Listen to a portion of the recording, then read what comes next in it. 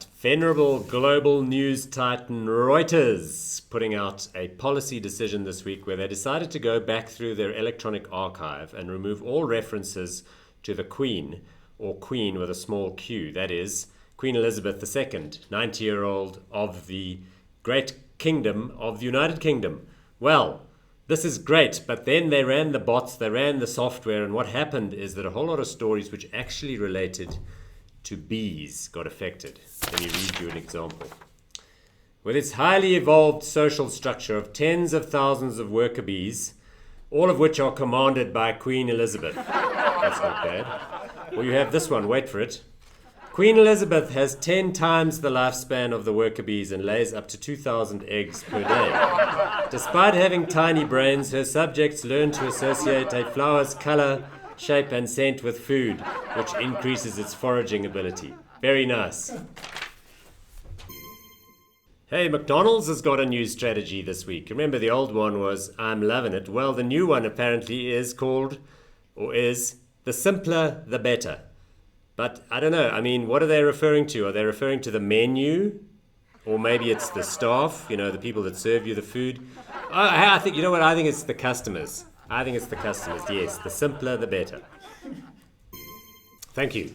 Making a stir in the world of asset management this week is a hedge fund guru from Los Angeles whose name is Jacob Voll.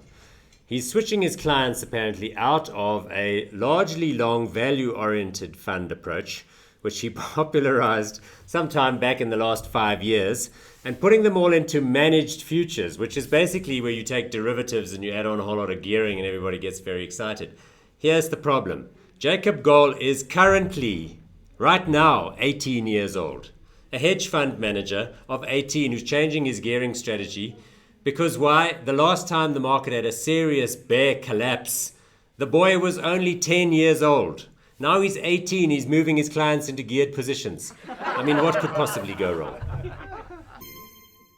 Ooh, Russians. We love Russians here on the Blunders because it's an everlasting source of the best stories. Tremendously funny country. This week we have a story about a Russian company called Russian Standard, which, believe it or not, is in two businesses. The one is vodka and the other one is moneylending. What a wonderful combination. Great business, though, started by a guy called Rustam Tariko about 20 years ago. He started out importing Ferrero Rocher chocolates in the 1980s into Russia. Not a bad business. Get started with.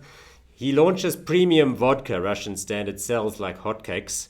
He then shoehorns himself into the money lending game, right? Which, I don't know, suppose it sort of makes sense. But this week, unfortunately, with bad circumstances in the Russian economy, we see a story where 40% of the loans advanced by Russian Standard money lending operation are in fact in default.